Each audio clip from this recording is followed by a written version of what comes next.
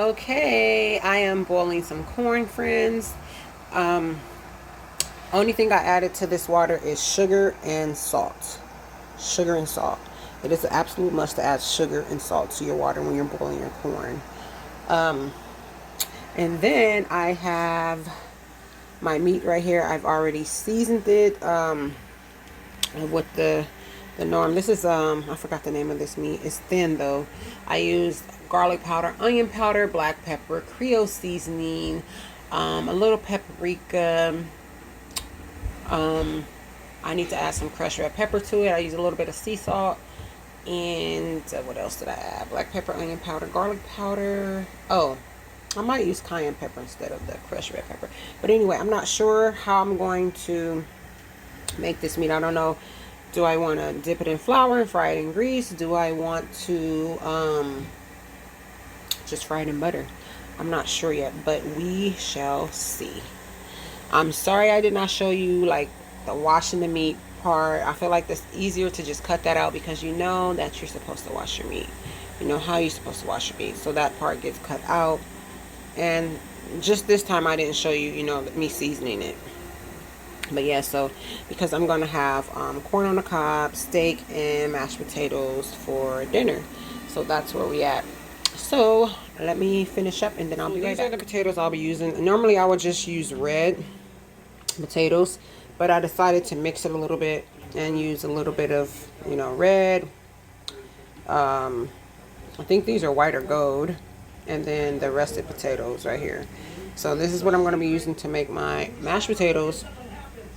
I might leave a little skin. Normally I do not like skin left on my potatoes, but I like the way it look when you have a little bit of skin left on your mashed potatoes, the red skin. So we'll see. We'll see if I do that. And then I'm going to add, all my butter, and I might add a little bit of cream cheese in the mashed potatoes. We'll just see how it goes. So let me peel these and then we'll get this thing started. So I've already cutting up the potatoes. They are about to start boiling. Only thing I did was boiled them in a majority of chicken stock. I use this.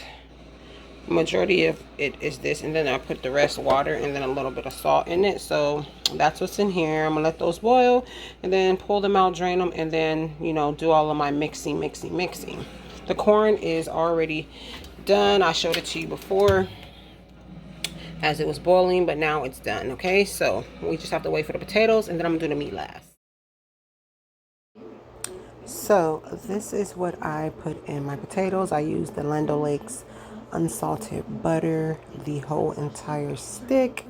Just put that right on in there. And I also use some Philadelphia cream cheese, a third less fat. I'm gonna put a big heaping spoon of that in the potatoes as well. And you can put however much you like to put in there, by the way. Yeah, you can put 2 scoops, 3 scoops, however much you feel like you want to put in there. I'm also going to be using some sour cream. Please feel free to use whatever type of sour cream. I'll be using the Daisy Light 50% less fat sour cream. Also put however much sour cream you feel is appropriate for your potatoes. I love sour cream, so I put a decent amount of sour cream in my potatoes. Next, we will be seasoning the potatoes, okay? Use whatever type of seasonings you may like. I'm going to also put a little bit of Parmesan cheese in there. So we're going to start off by seasoning it with some Creole seasoning. Creole seasoning, however much you feel is appropriate. And then we will be using some onion powder, however much you feel is appropriate. Some garlic powder, how much you feel is appropriate as well. And then we're going to hit it with some black pepper.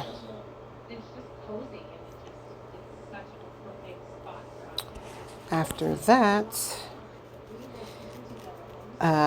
we want to mix it, mix it, smash everything together. Make sure that that butter is getting melted all in between those potatoes. The sour cream and the cream cheese. There's milk in this pot. I would have used heavy cream, like I said before, but I didn't have heavy cream, so I used milk. You can use milk, regular milk, or you can use the canned milk. Canned milk is preferable. I didn't have canned milk either, so I used regular milk. I just put a little bit in there. I shouldn't be using this fork either. I should have pulled out a bigger fork to mash these potatoes. I actually could not find my potato masher.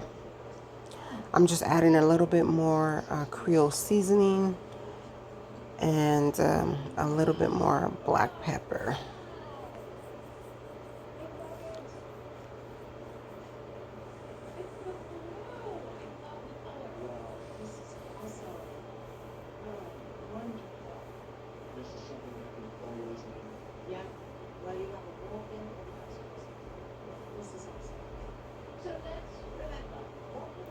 So I'm going to just continue to mash these potatoes up. It would have been so much easier if I would have had the potato masher, but since I could not find it quickly, I had to struggle and use this fork to mash the potatoes. Guys, make sure you keep a potato masher on hand. It is so much more convenient than using a fork. So I'm just tasting this potatoes that's on the fork just to see if the seasoning is right, to see if I need to add anything. So I do need to add a little bit of salt. So I'll just add a little bit of sea salt into this. And then I'll continue to mix.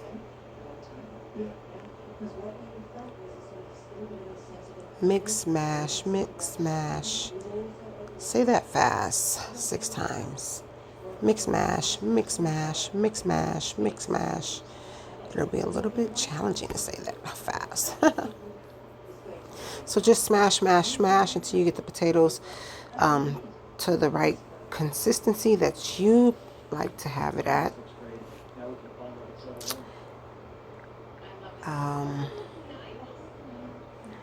I like my potatoes a little bit lumpy, not too lumpy, just a little bit lumpy though.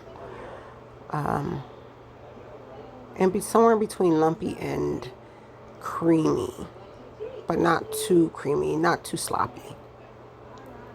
I'm gonna add just a little bit more garlic powder because it doesn't have that flavor that I'm looking for. Garlic powder, onion powder, to give it that kick of flavor that I want it to have.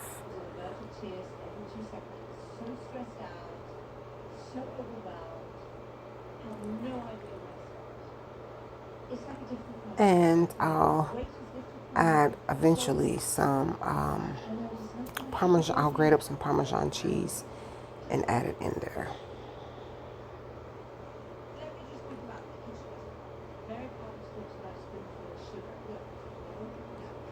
So while the potatoes is on the aisle, you know, staying warm, I'm going to start grating up my Parmesan cheese and add it to the potatoes. You don't have to use Parmesan cheese. You can use no cheese at all, or you can use another type of cheese, whatever to your liking.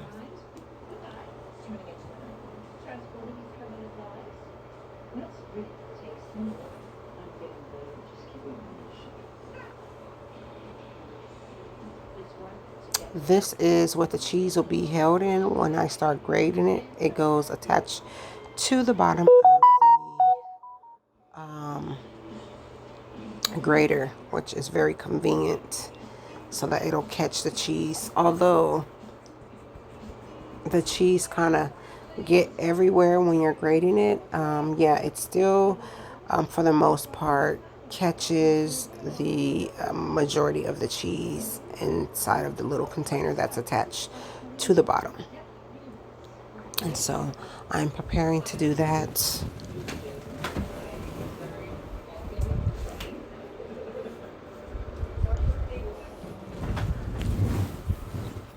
So I'll attach it back together, and then I will open the Parmesan cheese and begin to grate. I just thought I needed to mash some more. Mix, mash, mix, mash, mix, mash.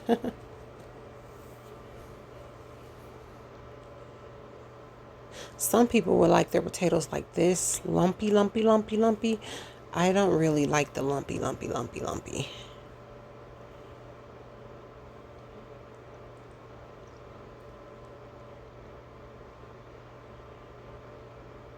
So let's grate some cheese.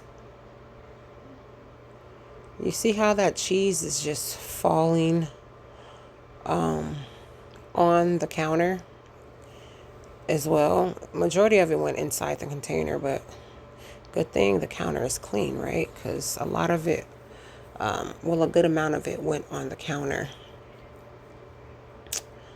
Look at all that cheese dropping on the counter, guys.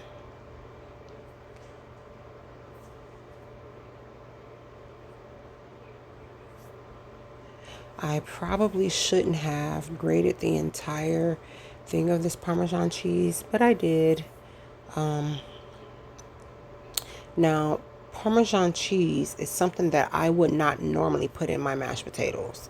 I would just normally fix them with sour cream and cream cheese, and sometimes I'll put a little bit of mayo in it, and of course butter. But I decided to put some Parmesan cheese in there this time for some reason. Well, no, I remember because I had it in the refrigerator and I was going to use it to make another dish, and I was like, let's put this Parmesan cheese inside of the potatoes. Have some garlic and Parmesan cheese mashed potatoes.